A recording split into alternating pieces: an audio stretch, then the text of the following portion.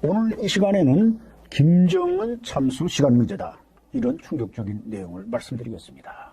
오늘 북한이 가장 두려워하는 것은 무엇이겠습니까? 인민들이 배고파서 굶주리고 헐벗고 이런 거 통치자들은 신경 쓰지 않습니다. 그 권력의 기득권 이 세력들은 배에 기름이 잔뜩 져가지고 어떻게 하면 김정은을 잘 지켜서 그 기득권의 줄을 붙잡고 끈을 붙잡고 좀 더 권력을 연장하느냐, 이게 골몰한다 이거죠. 그러다 보니까 인민들로서는 김정은이 저걸 제발 좀 없어졌으면 하지만, 이 기름진 귀족들, 이 사람들은 김정은을 지키는 걸 최대 사명으로 생각하고, 그래서 김정은 주변에는 974 군부대니 무슨 경위국이니 이 호위 부대만 드글드글 하면서 지키고 있는데, 자, 이게 한 방에 날릴 수 있는 게 뭡니까? 우리에게는 미사일도 있고, 무슨 대전에서 발사한 미사일이 김정은 집무실 창문까지 그냥 뚫는데 몇 초밖에 안 걸린다 이거죠.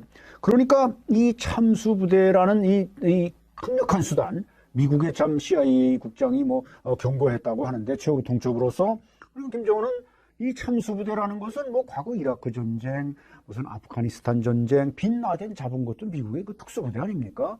순식간에 김정은을 여절낼 수 있다 이거죠. 가서 잡아올 수도 있고 없앨 수도 있고. 그러니까 이걸 하려면은 북한의 정보를 우리가 다 걸어줘야지, 무턱대고 가서 김정은이 이게 잡는 식이 아니라 이거죠. 김정은이 가짜 인물까지 내세워서 동선을 흐리게 하고 숨어 다니니까, 바로 이 북한의 정보가 우리한테 이미 다 털렸다 이겁니다. 그 사람의 동선, 통신시설, 또 지하 대피시설, 컴퓨터에 심지어 암호까지. 그래서 미국의 이 첩보망은 지금 평양에서 무슨 김정은이 20m 지하에서 회의를 한다.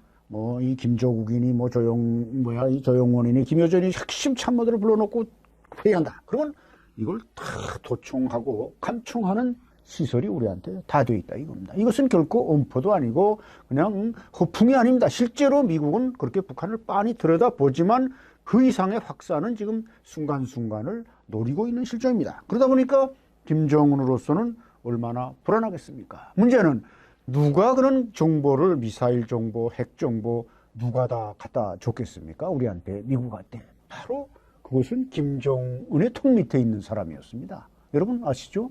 지난 2017년 말레이시아 쿠알라룸푸르에서 북한의 정찰총국 통전부에 암살된 김정남이었습니다. 김정남이가 우리 정보기관과 이미 다 통했고, 미국의 CIA와 통했고, 이것은 간단합니다. 돈으로 매수하면 김정남은 가져오라는 거 다 가져오고, 김정남도 나름대로 김정일의 장자 아닙니까? 그러다 보니까 군부나 노동당이나 이런 데 장성택이 심어놓은 인맥이 있는 겁니다. 그렇기 때문에 그런 비밀을 갖다가 우리한테 주면 우리는 또 거기에 대한 막대한 또 대가를 지불합니다. 왜? 그 첩보를 알아오려면, 예를 들어 우리 힘으로 알아오려면 100억으로도 안 되지만 김정남한테 그냥 1억만 집어주면 보따리 싸서 갖다 준다 이거죠. 그런 거 있기 때문에 우리가 그걸 쫙 다 입수해서 입체적으로 언제든 김정은의 목을 친다, 이런 계획은 지금 거의 완벽하게 세워져 있는 것입니다. 김정은의 멍청함을 우회적으로 조롱한 비건 전 국무부 장관인데요. 비건 전 국무부 장관이 조지 워싱턴 대 경제포럼에서 이렇게 이야기를 합니다. 2019년 마이크 폼페이오 당시 국무장관과 방북했을 때 김정은에게 비핵화에 대한 경제적 인센티브의 하나로 세계은행에 가입할 의향이 있느냐고 물었었다. 김정은은 그 질문을 받고 폼페이오 장관을 쳐다보더니 세계은행이 뭐냐? 라고 물었다. 유감스럽게도 더 밝은 경제의 미래에 대한 구상은 사실 전체주의 독재국가보다 우리 자신에게 훨씬 더 매력적인 미끼였던 셈이다. 북한하고 계속 물밑 대화를 하고 또 실제 폼페이오가 평양에 가고 했었죠. 그때 니들 잘 살고 싶지? 그러니까 세계은행 가입할래? 우리 그렇게 해줄게. 라고 이야기했다는 겁니다. 그런데 김정은이가 세계은행이 뭔데? 월드뱅크가 뭐야? 라고 물었다는 거 아니겠습니까? 월드뱅크, 세계은행은 UN 산하의 금융기구죠. 1945년도에 설립이 되었고, 지금 이 워싱턴 DC에 본부가 있습니다. 1년에 한 500억에서 600억 달러를 지출을 하는데, 이게 전부 다 개발도상국들, 이런 나라들에게 지원이 되는 금액들이죠. 빈곤을 퇴치하고, 그리고 개발도상국의 경제적 지원을 위해서 그런 목적으로 만들어진 금융기구입니다. 그러면은, 자기가 빈곤하고, 또 개발도상국이 되고, 이런 생각이 있으면, 당연히 세계은행을 어떻게 이용해볼까? 라고 하는 생각쯤은 한 번쯤은 했었어야 되죠. 그게 지도자의 덕목이 아니겠습니까? 그러면서 세계은행 그건 우리하고 안 맞아. 세계은행 들어가면 미국 컨트롤 받아야 되고 그건 우리하고 안 맞아. 라고 결론을 내린다 치더라도 한 번쯤은 그래도 세계은행 거기 가입하면 돈도 좀 줄 텐데 이런 생각을 해봐야 되는 거 아니겠습니까? 그런데 김정은은 정말 놀랍게도 월드뱅크가 뭔지 몰랐다 이겁니다. 그러니까 이제 비건은 참 그게 한심했는지 우리는 자기네들 잘 살게 해주려고 그렇게 노력했는데 오히려 그건 우리의 노력이었을 뿐이고 걔들은 관심 없더라. 그래서 우리 자신에게 훨씬 더 매력적인 미끼였다 라고 그냥 우회적으로 이렇게 자책을 하고 말았는데 미국은 북한을 싱가포르 모델로 발전시켜 주려고 했었죠. 그러다 보니까 그런 것들을 상징하기 위해서 일부러 1차 정상회담을 싱가포르에서 했던 거 아니겠습니까? 그래서 싱가포르도 독재국가고 그런데 싱가포르 이렇게 잘 살아. 니들도 우리하고 같이 우리의 제안대로 하면 이렇게 잘 살 수 있어. 2차 정상회담 하노이에서 했죠. 하노이 니들처럼 사회주의 국가고 그런데 지금 이렇게 경제가 확 불타오르고 있어. 니들도 우리 말 들으면 이렇게 불타오를 수 있어. 그리고 궁극적으로 저렇게 지난번에 봤던 싱가포르처럼 살 수 있어. 이게 이제 미국의 당시 포석이었죠. 그런데 북한이 걷어찼습니다. 거짓말하면서. 어쨌든 김정은 이렇게 멍청하다라는 건데 그 멍청한 걸 비건을 한번 만나보고 두 번 만나보고 알았는데 그 주변에 있던 사람들 또 북한 국민들은 왜 모르겠냐? 근데 모르는 사람들이 있습니다. 우리나라 사람이죠. 이렇게 멍청한 자를 위임마지 그러면서 정말 추앙하고 있는 사람들 있죠. 아무튼 이렇게 멍청하다. 그래서 이 김정은에 대해서 그는 정말 절대 권력자일까? 아니다. 바지 사장이다. 제가 지난 한 6월 달쯤에 김정은은 바지 사장이다 라는 주제의 말씀을 드렸던 적이 있죠. 그 이야기를 했던 분이 바로 이 사람입니다. 토마스 셰퍼 전 평양 주재 독일 대사인데요.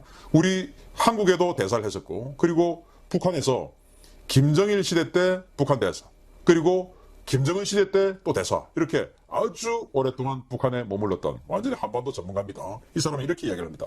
북한에 오랫동안 체류하고 북한 고위 인사들과 두루 교류하면서 북한의 정치 체제는 1인 지배체제가 아니라 아주 소수의 최상위 엘리트 계층으로 이루어진 집단에 의한 사실상의 집단 지도 체제가 통치하고 있다고 봤다.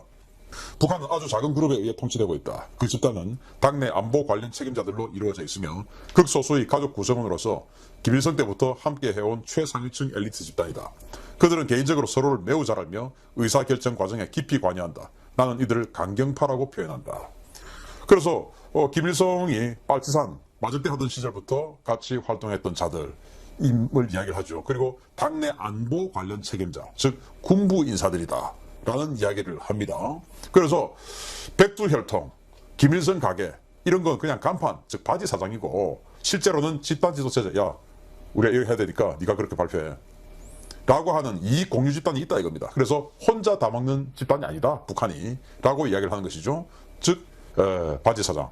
그러면서 이런 와중에 지금 김정은이가 이상한 짓 계속하죠. 계속 새로운 모델의 신형 미사일들을 공개합니다. 신형 미사일 그 한두 푼 드는 거 아니죠. 우리도 지금 누리호를 사실은 그게 이제 한 5, 6천 킬로미터의 탄도미사일로 제공될 수 있는 건데 누리호를 며칠 있다가 쏘옵니다.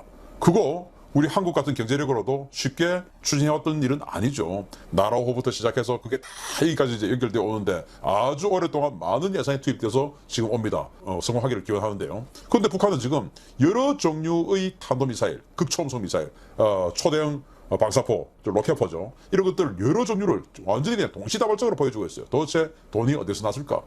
그런데 이런 와중에 북한 주민들은 쌀도 없고 옥수수도 없고 굶어 죽고 가고 있는데 그래서 김정은이가 5년 동안 책임져 줄게 군량미 풀어 라고는 해놓고 실제로는 군량미를 팔아버리고 준다고 해놓고 돈 내고 사.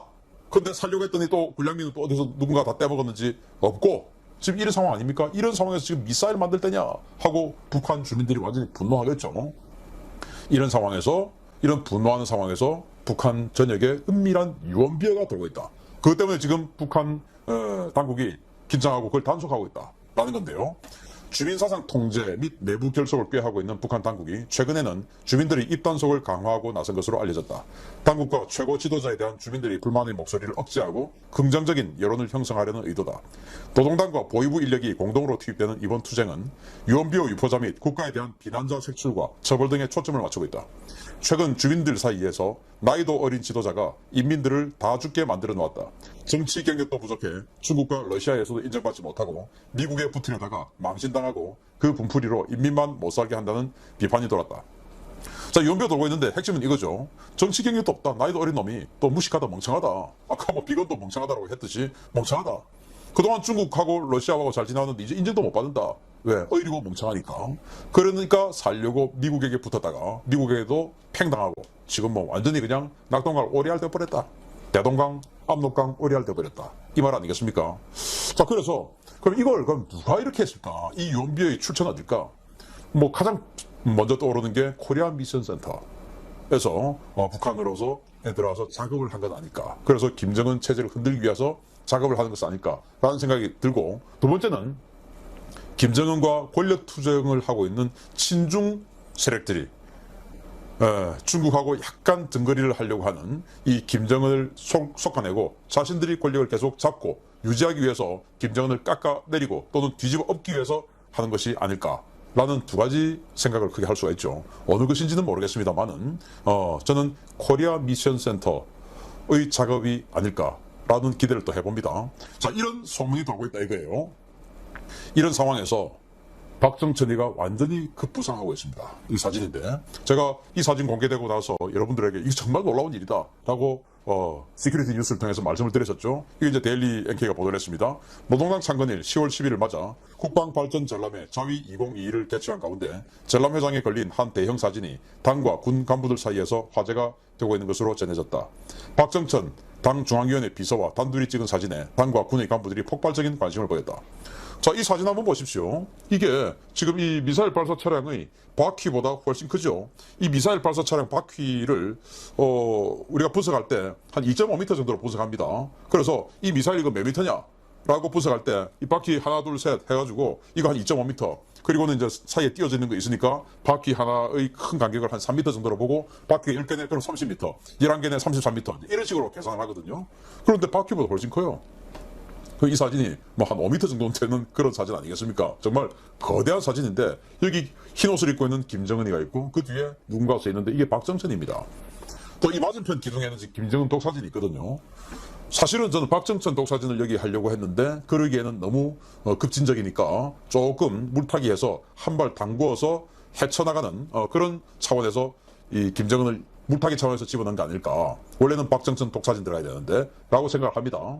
그래서 박정천이가 이런 어마어마한 행사에 김정은하고 이렇게 거의 뭐 나란히 하는 이런 상황, 여기에 우리만 놀라냐? 아닙니다. 북한 최고위 간부들, 당, 군 모두 깜짝 놀랐다.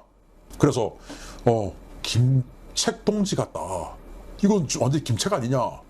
라는 반응을 보인다는 거예요. 보겠습니다. 국방발전 전람회에 참가한 당과 군의 간부들은 원수님과 박정천 동지의 사진을 보고 눈이 휘둥그레졌다. 이것으로 지금 중앙당과 군 내에서는 원수님께서 박정천 동지에 대해 하신 말씀들이 입소문으로 나돌고 있다. 전람회에 참가한 당 군수공업부 일군들, 국방과학원과 국방대학 연구자, 과학자, 기술자들, 총정치국, 총참모부, 국방선 간부들, 군단장 및 사령관 등은 전람회장 한편에 내걸린 원수님과 박정천 동지의 대형 사진을 보고 놀라워하며 수령님, 즉 김일성과 김책 동지 사진 같다 라는 말을 쏟아냈다. 이 때문에 당과 군 내부에서 수령님께 김책 동지가, 장군님, 즉 김정은에게는 오진우 동지가 있었다면 원수님, 즉 김정은에게는 박정천 동지가 있다 라는 말이 돈다. 그래서 박정천이 김책, 김일성의 김책, 김정일의 오진우와 같은 반열이다 라는 이야기를 한다는 거예요. 자, 그러면은 김책이 누군지, 오진우가 누군지, 김일성에게 김책은 어떤 인물인지, 또 김정일에게 오진우는 어떤 의미인지 이거를 안다면 지금 박정천이 얼마나 더 대단한지, 김책과 오진우보다 더 대단하다는 것을 알 수가 있습니다. 자, 김책은요 1903년에서 1951년까지 살았는데 51년에 죽었으니까 당연히 6.25 전쟁 중에 죽었죠. 미군의 폭격에 의해서 죽었다라는 게 연합군 측의 주장이고, 북한 측의 주장은 일하다가 과로사했다라고 이야기를 하는데 뭐 폭격 맞아 죽었다는 게 정설입니다. 아무튼 이 김책은 김일성보다 나이가 9살 많습니다. 김일성의 만주 마적당 시절부터 최측근으로 활동한 인사로 북한에서는 충성과 의리의 대명사 그 자체로 불리는 영웅입니다. 중국 공산당 소속으로 나이와 계급은 물론 영향력과 휘하병력 등 모든 면이 김일성보다 우위에 있었지만 김일성에게 충성맹세를 하고 그의 책사를 자처하며 그를 북한의 지도자로 옹립하는 데 결정적인 기여를 합니다. 김일성 집권 후에 부주석이 되어 실력자로 이름을 날리다가 6.25 전쟁 당시 전사했습니다. 김책은 만주에서 마적대 활동을 하던 이 도둑이죠. 김일성하고 똑같이. 그런데 나중에 소련군으로 들어갈 때 나이가 많고 하다 보니까 소좌로 들어갑니다. 소련군에. 그런데 김일성은 나이가 어렸죠. 그러다 보니까 김일성은 대위로 들어갑니다. 그러면은 어쩌면 김책이 머리만 잘 썼으면 자기가 소련이 지원하는 공산 세력의 최고 대장이 될 수 있었음에도 불구하고 오히려 자기가 그 휘하로 들어가서 김일성에게 9살 적은 김일성에게 충성맹세를 합니다. 그러면서 김일성을 왕으로 만들어주죠. 그리고 이제 이 북한 수립 이후에 보안상이 되고 나중에 부주석이 되고 그러다가 이제 6.25 전쟁 중에 죽었는데, 즉 킹메이커입니다. 김일성을 왕으로 만들어준 사람이죠. 그 정도로 김일성에게 중요한 의미다 보니까 김책시, 도시 이름을 김책시, 그리고 김책공대 그런 걸 만들어주고, 또 근위 김책사단, 군부대 이름도 김책 이름을 만들어주고, 그럴 정도로 굉장히 추앙하고 있는 그런 사람입니다. 킹메이커. 자, 그럼 오진우는 또 누구냐? 오진우는 역시 만주 마적대 출신인데, 그런데 이 김일성보다 조금 어립니다. 5살 어리죠. 그러면은 5살 어리다는 것은 뭐 크게 나이 차이가 아니니까 김일성하고 거의 비슷하게 계속 마적대 활동을 해왔던 자입니다. 그러다 보니까 김정일이가 어릴 때도 같이 있었겠죠. 자, 17년에서 95년까지 살았는데요. 김일성의 만주 마적단 시절부터 김책과 함께 최측근 역할을 했던 인물로 어린 김정일을 업어가며 키운 김씨 가문의 최측근 인사입니다. 6.25 전쟁 중에 43사단장, 근위 서울 3사단장 등의 요직을 거쳐 군 내부에서 착실하게 세력을 키웠고, 김일성 말기 김정일의 손을 잡고 김일성과 김평일을 축출한 공으로 1992년 공화국 원수에 추대됩니다. 말년까지 군에 대한 강력한 영향력을 행사하고 있었으며, 지병인 폐암으로 사망하자 국장이 치러지고 대성산 혁명 열사령에 안치됩니다. 여러분들 아시다시피 김일성이 당은 김정일에게, 군은 김평일에게 넘겨주는 이런 계획을 세웠었죠. 그런데 당시 이 오진우, 우리가 오진우 하면 뭐 인민무력부장 이런 상징으로 알고 있지 않습니까? 1976년도부터 죽을 때까지 1995년도까지 무려 19년을 인민무력부장을 했었고, 지금은 인민무력부장의 위상이 많이 떨어졌지만 당시에는 총참모부를 다 휘하에 거느리고 있었어요. 완전히 군부 최고 실력자를 19년 동안 했던, 종신토록 했던 사람입니다. 그런데 1992년 공화국 원수에 추대됐는데, 북한군 원수가 아니고 공화국 원수입니다. 북한의 원수. 아니 김정일이가 있고 그 위에 물론 대원수인 김일성이 있음에도 불구하고 공화국 원수가 된다. 도대체 92년에 무슨 일이 있었길래? 이때 사실은 정변을 해서 김일성에게 정변을 해서 김정일의 손을 들어주는데 결정적인 역할을 한 게 오진우입니다. 군부가 붙어버렸으니까. 그래서 92년 북한은 헌법 개정을 통해서 권력을 두 개로 나누죠. 그래서 외치는 김일성이, 내치는 김정일이 이렇게 나눕니다. 실제 그냥 김일성을 축출하고 김정일이 다 먹어버린 겁니다. 92년도에. 그러면서 그렇게 할 수 있도록 혁혁한 공을 세운 오진우를 공화국 원수에 올려주죠. 나중에 이제 3년 후에 죽었는데, 그 말은 뭐냐? 김평일을 축출하는데 후계자로 지목될 때 큰 역할을 해줬고, 그리고 자기가 그냥 확 북한을 다 먹어버릴 때, 아버지가 있음에도 불구하고 다 먹어버릴 때 또 자기 손을 들어준 부 대북 특별대표는 북한의 최근 잇따른 미사일 시험 발사에 대해 도발로 규정하면서 이 같은 불안정한 행위를 중단하고 대화에 복귀하라고 촉구했습니다. 또 조건 없는 대화 준비가 돼 있다는 기존 입장을 재확인하면서 미국은 북한에 적대적 의도가 없다는 점도 거듭 밝혔습니다. 한국 문재인 정부가 적극 추진하고 있는 종전선언에 대해서는 여러 방안을 계속 모색하고 협력하기를 기대한다고 말했습니다. 첫 소식 조상진 기자가 보도합니다.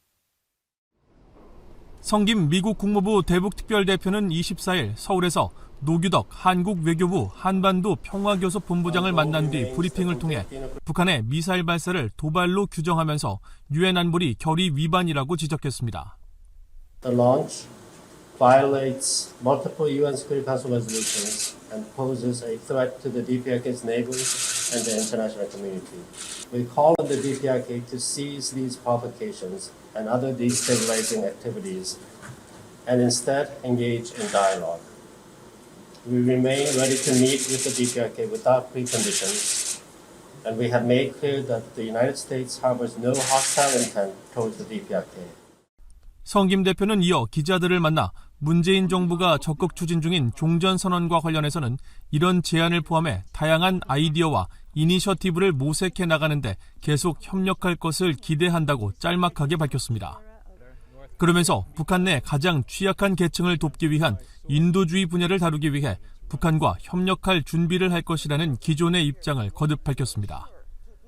한국국가전략연구원의 신범철 외교안보 센터장은 성김 대표가 발언의 상당 부분을 북한의 이딴 미사일 시험 발사 문제에 할애해 이를 도발로 규정하고 조건 없는 대화 재개를 거듭 촉구함으로써 조 바이든 행정부의 기본 입장에는 변화가 없다는 게 재확인됐다고 분석했습니다.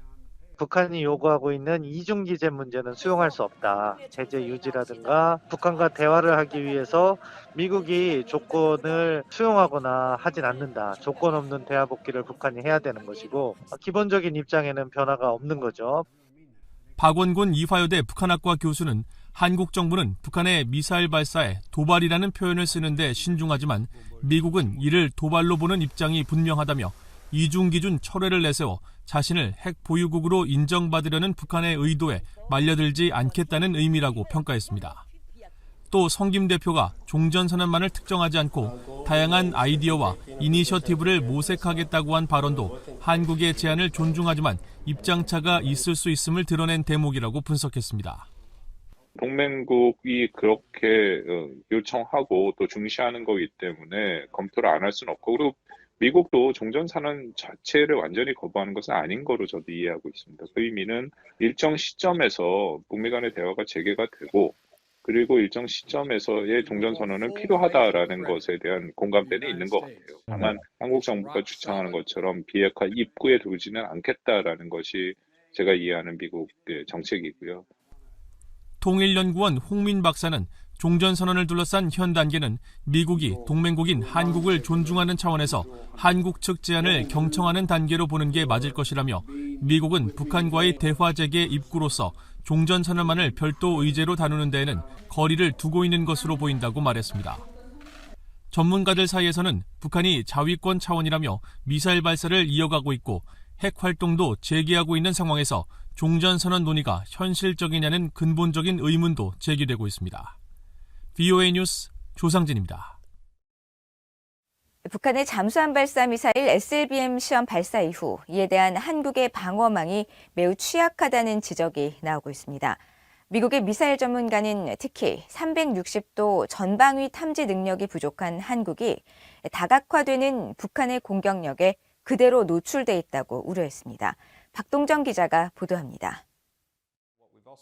이언 윌리엄스 전략국제문제연구소 CSIS 미사일 방어 프로젝트 부국장은 VOA와의 인터뷰에서 최근 북한의 잠수함 발사 탄도미사일 SLBM 시험 발사 발표를 그대로 받아들인다는 가정 아래 지상 기반 KN-23 미사일을 콜드 론칭 방식으로 개량하고 고체 연료 기반 SLBM을 확보하려는 시도를 보인 것은 큰 진전으로 보인다고 평가했습니다. 그러면서 북한이 몸집이 작고 사거리가 짧은 이 같은 SLBM 개발에 주력한다는 것은 중소형 잠수함에도 비교적 많은 미사일을 탑재할 수 있음을 의미한다면서 영내 즉 한국과 일본을 겨냥한 공격 수단으로 이용될 수 있다고 지적했습니다. If your target is the Korean Peninsula or Japan, you don't need a huge range for that purpose.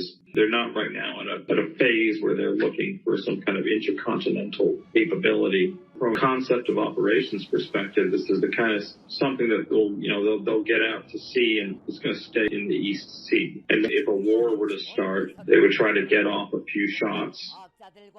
윌리엄스 부국장은 또 북한은 자신들의 지상 미사일을 파괴하고 지휘 통제 체계를 마비시키는 사드나 패트리엇 등 미국과 한국의 방어 체계를 무력화하고 분산시키기 위해 도로나 열차, 잠수함 등 발사 플랫폼을 다각화하려는 노력을 기울이고 있다고 평가했습니다.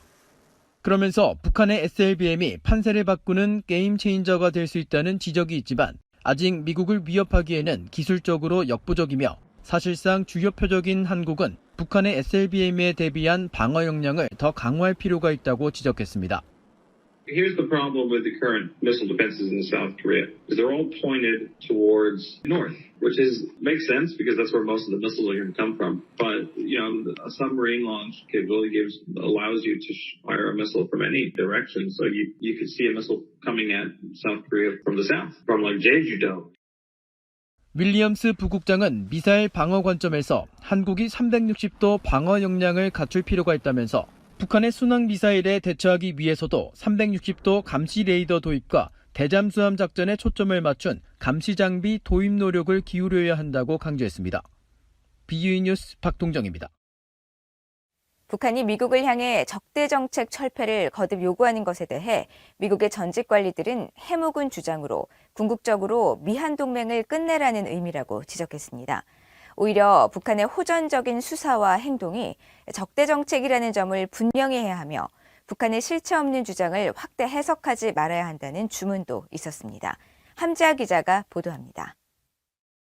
북한과 비핵화 담판을 벌였던 미국의 외교 당국자들은 북한의 고위 관리들이 협상 때마다 적대시 정책 철회를 요구하면서도 정작 그 뜻을 물어보면 늘 답변을 회피했다고 회고했습니다.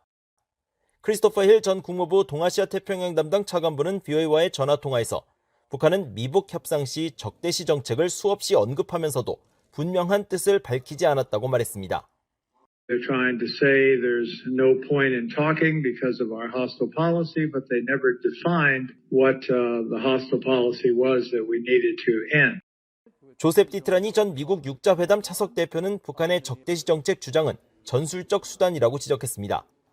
협상에서 진전을 보지 못할 때나 미국, 한국, 일본 등과의 관계가 만족스럽지 않을 때 적대시 정책이라는 용어를 사용하다가 막상 원하는 것을 얻으면 그런 말을 하지 않는다는 겁니다.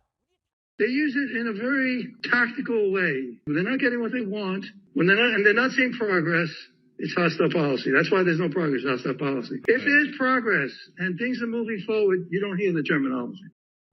에반스 리비어 전 국무부 동아태 담당 수석 부차관보는 적대 정책에 대한 북한의 태도와 요구는 상황에 따라 바뀌지만 결국 미한 동맹 종식으로 귀결된다고 밝혔습니다. Other North Korean officials have over the years said that they believe that the only way to end hostility is to end the U.S.-South Korea alliance, remove U.S. forces from the Korean Peninsula, and end U.S. deployments around the Korean Peninsula. That's what the North Koreans mean by ending hostility. 브루스 벡톨 엔젤로 주립대 교수는 북한의 적대시 정책 철회 요구는 단기적 목표로 제재 완화며 장기적 목표는 미한 동맹을 끝내고 한반도에서 우세한 위치를 차지해 한국으로부터 대규모 양보와 원조, 현금, 식량을 얻어내는 것이라고 진단했습니다. 수십 년 동안 한반도 긴장의 원인을 제공해온 북한이 미국의 적대시 정책을 주장하며 문제 삼은 것은 적반하장으로 북한의 대미, 대남 전략이 바로 적대시 정책이란 사실을 공개적으로 제기해야 한다는 지적도 나옵니다. The U.S. has not threatened to turn Pyongyang into a sea of fire, etc. So North Korea's language is belligerent and hostile. Its actions are belligerent and in violation of UN resolutions. So we need to point out that the real hostile policy is that of North Korea, both in word and action. 전직 관리들은 북한이 수십 년 동안 협상을 원하지 않을 때 주로 사용해온 표현을 확대 해석하지 않도록 주의해야 하며 미국은 우리가 약속한 것과 검증 가능한 비핵화 달성에 대해 이야기해야 하며 북한의 수사에 휘둘리지 말아야 한다고 강조했습니다. VOA 뉴스 함지아입니다. 북한이 비핵화 조치를 선행해야 미국은 이에 따른 안전 보장 등 상응 조치를 제공할 수 있을 것이라고 조셉 디트라니 전 미국 국무부 육자회담 차석 대표가 밝혔습니다. 디트라니 전 차석 대표는 25일